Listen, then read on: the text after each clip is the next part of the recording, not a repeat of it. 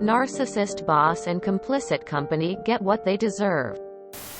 A bit of background. A few years ago, I quit my career in the tech industry. This was after the company I was working for went public and everything went downhill.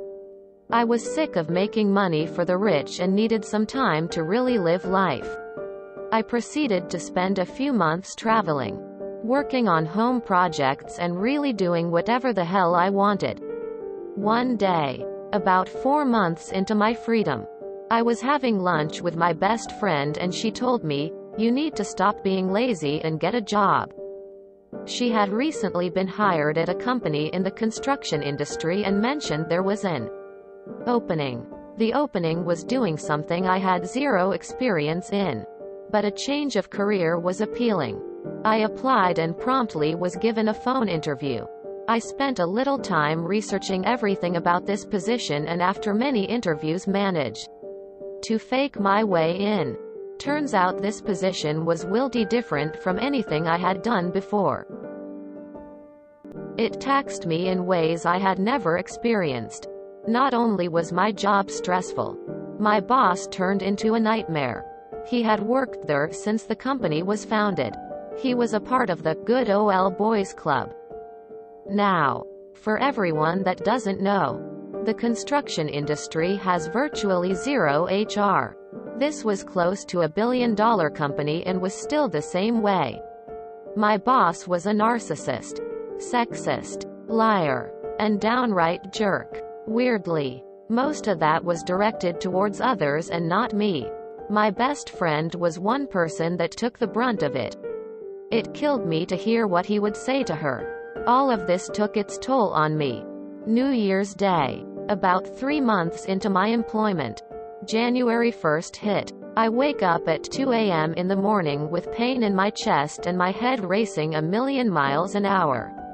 Luckily, my roommate was a paramedic and happened to be home. I rush over to her room and yell that I think I'm having a heart attack. She comes out, takes my vitals, asks some questions, and determines I am most likely having a panic attack. Sure enough, I calmed down and managed to not die. I had never had a panic attack up until then. Throughout the following week, I continue to have flare-ups of chest pain and heart palpitations. I figure something could really be wrong, so I go to my doctor. He does a few tests and determines it's most likely some acid reflux. He prescribes some meds and the following week is better. Then, one night when heading home from dinner with my sister, boom, I get rear-ended at a stoplight by a drunk driver. No skid marks. Didn't even attempt to stop. I felt a bit of tightness in my back, so decide to go get checked out at the hospital to be safe. I get there and they take my vitals. My blood pressure was on the moon. Like 180/100ths. They take it about an hour later and it's still high. They recommend I go see my doctor again. The next couple weeks waiting for my doctor appointment is hell.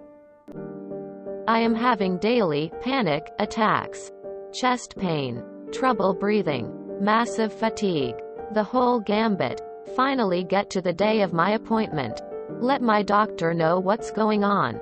And he determines I should go see a few different specialists and get all kinds of tests done to be safe throughout the next couple months and have everything poked and prodded. Because of the amount of tests that needed to be done, I missed a good bit of work. This turned my boss on me. He constantly complained about me being gone. All the while not an ounce of work was dropped. With my tech background, I also took it upon myself to start making reports and collecting data that I would present to him on ways of improving the department and company.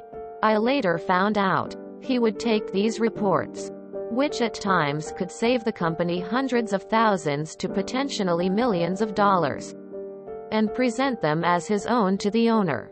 This made me furious and didn't help with my physical issues.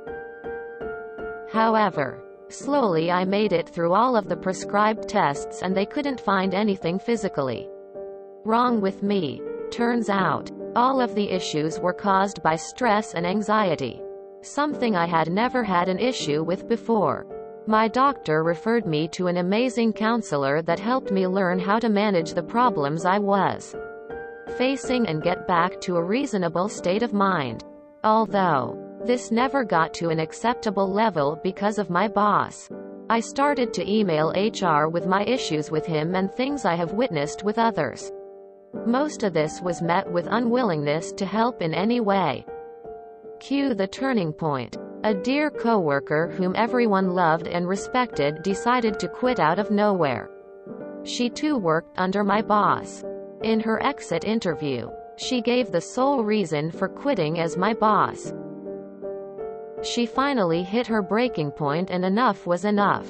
However, because she was so well liked, this prompted some questions from the owner and other senior management. They wanted to know why my boss was the reason for her leaving.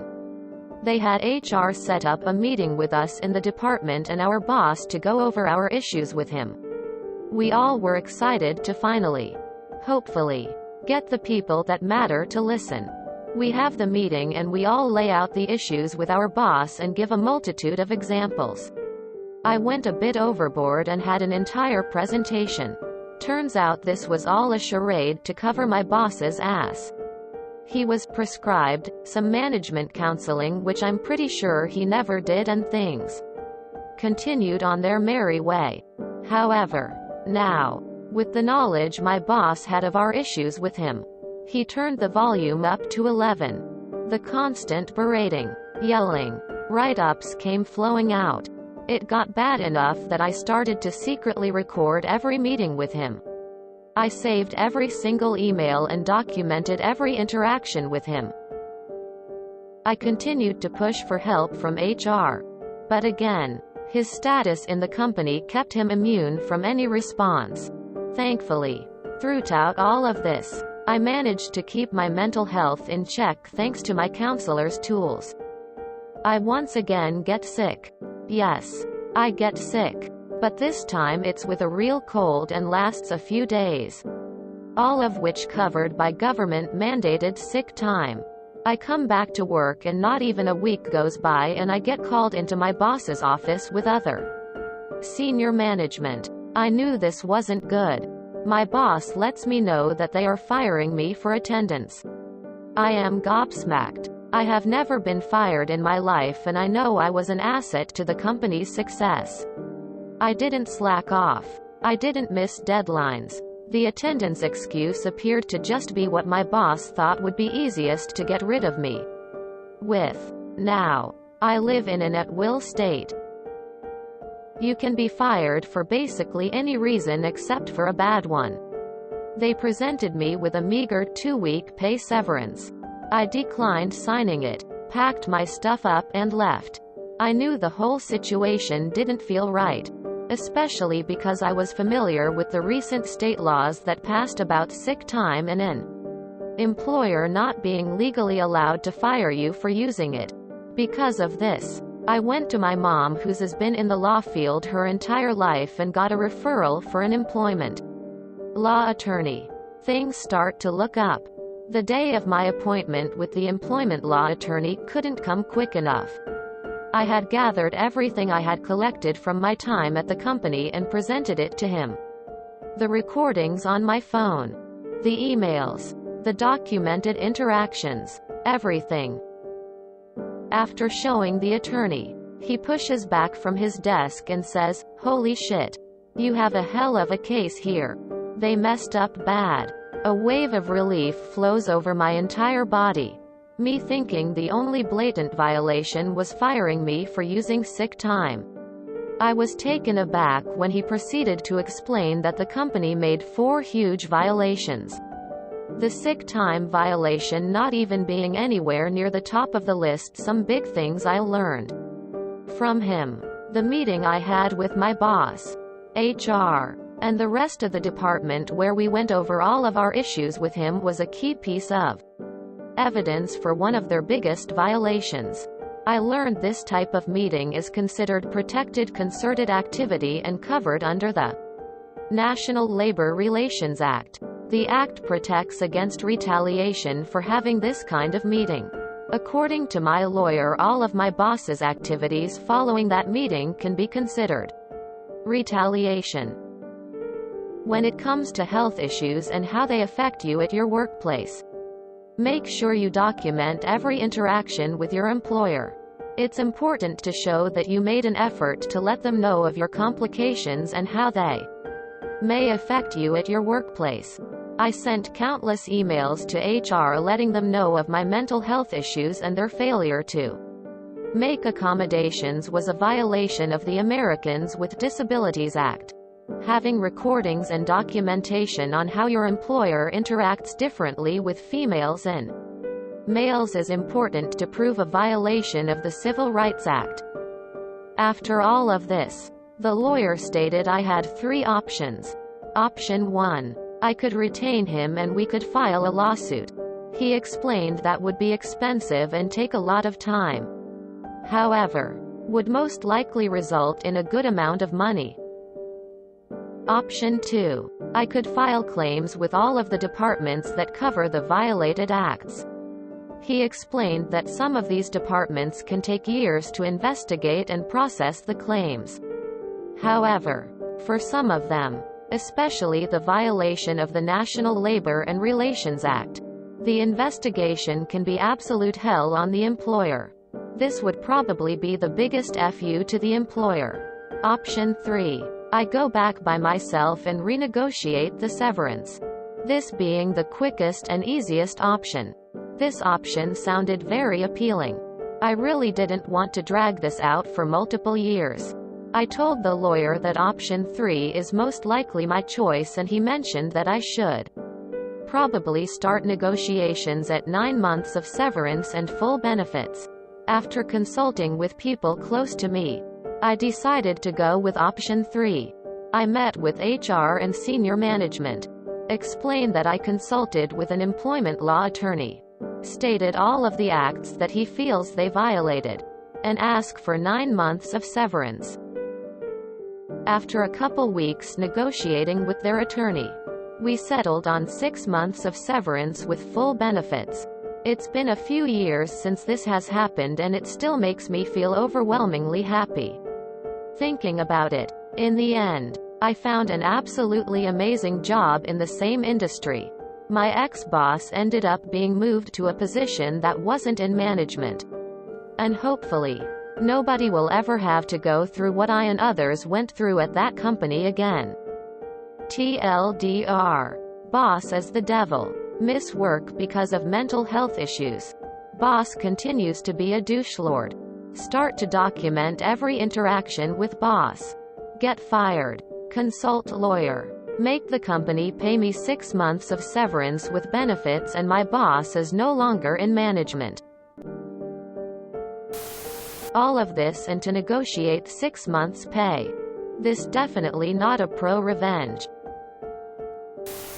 This should be in RTIFU. You fucked up for not going after the company hard with all the evidence in hand. For what, 6 months salary? Shakes head. Should have sued. Sent the complaint to every government office that could do something, and the news. Not pro after that ending. Would have been with second option. Now it's just the same as you got fucked yet again, and the boss lived happily ever after. I mean, they didn't get what they deserve though. The company didn't take a hit. And the boss got moved. Not ruined or really punished. You had an option at really pro-revenge. And you chose not to take it. And that's completely valid. Especially since you needed to take care of yourself. But you didn't give them the big FU. You didn't take them to court. You didn't really do anything pro besides the setup to potential revenge. My brother had a 3-year contract. Had already worked for the place for 3 years when it got renewed. Boss fired him a year and a half in for no good reason. Boss took him to HR for the firing. Brother said he had a contract and there was no contract violation. Boss never sent in the contract to HR, so my brother, who had it on the phone, sent it. The HR woman hated the boss, who was president of the organization.